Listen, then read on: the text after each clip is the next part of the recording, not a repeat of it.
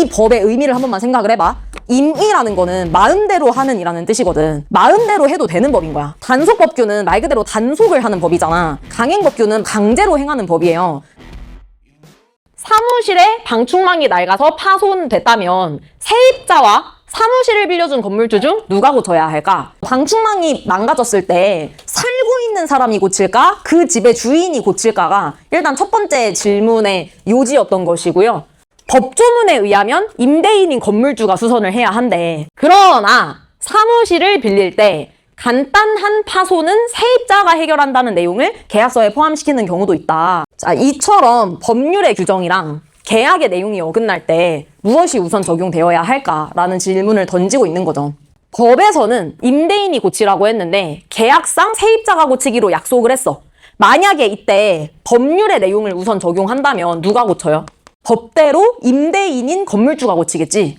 근데 만약에 법률의 내용보다 계약을 우선 적용을 해서 두 사람이 계약 맺은 내용대로 시행하라 라고 한다면 세입자가 고치는 거죠. 그리고 이 두 번째 질문이 왜 나오는지도 너네가 상식적으로 생각을 해봐야 돼. 지금 법률에 정해진 내용이 있고 계약상 둘이 약속한 내용이 있잖아. 사실 계약의 내용이 법을 어겼다는 건 불법이란 뜻이거든? 그럼 법을 어기고 불법적인 내용으로 계약을 맺은 거에 대해서 법적 불이익이 없을까? 라는 말을 던질 수 있는 거지. 사법이라는 게 개인과 개인 사이의 재산, 가족관계 등에서 적용이 되는 법인데요. 이때 사법도 이 사가 사사로울 사자이기 때문에 이 법의 이름에서부터 개인들의 관계에 적용되는 법이라는 뜻입니다. 이 법의 영역에서는 계약 자유의 원칙이 허용이 되어 계약의 구체적인 내용 결정 등은 당사자들이 스스로 정할 수 있다는 거다. 사법에 속하는 법률 규정과 어긋난 내용으로 계약을 체결하면 계약 내용이 우선 적용이 됩니다. 그러니까 우리가 1문단에서 읽었던 예시를 적용을 해보면 사법에 속하는 법률 규정은 뭐였냐? 임대인에게 수선 의무가 있다는 거였어. 그거와 어긋나는 내용으로 계약이 체결이 됐어. 우리 세입자가 수선하자라고 계약 체결을 했다고 했거든요. 근데 계약 내용 우선 적용을 하라는 겁니다. 계약을 우선 하겠다는 것은 1문단에 나왔던 케이스에서 세입자가 고치겠구나, 임차인이 고치겠구나 라고 생각을 하실 수 있죠. 이렇게 법률상 규정이 있어도 당사자가 자유롭게 계약 내용을 정할 수 있는 법, 이러한 법을 임의법규라고 해요. 사법에 속하는 법들은 원칙적으로 임의법규야. 이 사법, 개인과 개인 사이에 대한 법은 그 법과 어긋나는 내용으로 계약을 했을 때 계약 내용대로 갑니다. 근데 이 9번 문장 한 번만 봐봐. 얘도 다분히 상식적인 게 사실 법이 기본인 거잖아. 만약에 법과 어긋나는 내용으로 계약을 맺었다면 계약 내용대로 하면 돼. 근데 만약에 이 법으로 규정된 내용에 대해서 딱히 계약으로 정한 게 없어. 그럼 당연히 법대로 하면 되지 않을까요? 이게 사실 더 일반적인 상황인 거거든, 원칙적으로. 위에서 본 임대인의 수선 의무 조항이 이에 해당한다. 임의법규에 해당한다는 거죠. 이 법의 의미를 한 번만 생각을 해봐. 임의라는 거는 마음대로 하는 이라는 뜻이거든. 마음대로 해도 되는 법인 거야. 따라서 만약에 이 법과 다른 내용으로 계약을 맺으면 마음대로 하라는 거야. 그 계약 당사자들의 자유를 인정을 해주는 거죠. 이 법의 영역에서는. 그리고 다음 문단을 보세요. 그러나 법률로 정해진 내용과 어긋나게 계약을 하면 당사자들에게 벌금, 과태료 같은 불이익이 있거나 계약의 효력 자체가 부정되는 경우도 있어. 그럼 여기서 유추 하나만 해줘봐. 방금 전문단에 나온 예시에서는 법적 불이익이 있는 거야, 없는 거야? 없는 거죠. 그러나 법적 불이익이 있는 경우도 있다라고 하는 걸 봐서 앞에 나온 이미 법규를 어긴 케이스에서는 법적인 불이익도 아예 없구나라고 생각하실 수 있습니다. 사법에 속하는 법은요, 이거를 어긴 계약을 맺으면 계약 내용도 인정을 해주고 벌금도 없어요. 완전 마음대로 해도 되는 법인 거지.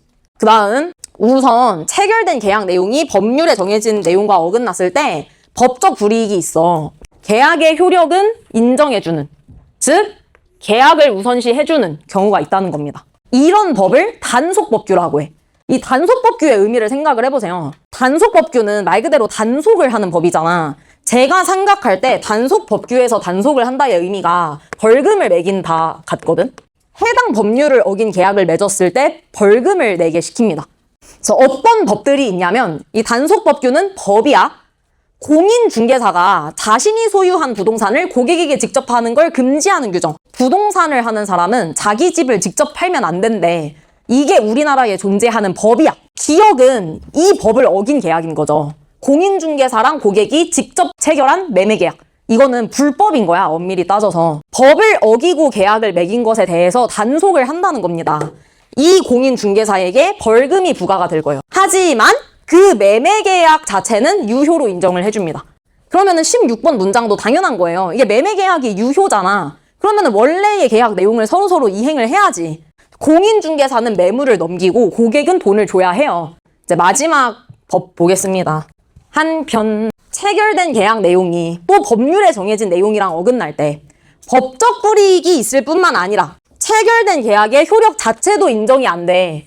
급부 의무가 부정되겠지? 제가 급부라는 것은 앞에서 계약에 따라서 해야 할 행동이라고 하였어. 그럼 계약에 따라서 급부도 서로 이행하지 않게 돼. 그런 경우가 있다. 이에 해당하는 법조문을 강행법규라고 하는 겁니다. 강행의 뜻이 뭐냐? 강제로 행하는 거잖아. 강행법규는 말 그대로 강제로 행하는 법이에요. 절대로 예외가 있을 수 없는 법이라는 거지. 그럼 내가 생각할 때 여기에서 강행한다의 뜻은 뭐냐면 계약을 무효로 만들어 버린다입니다.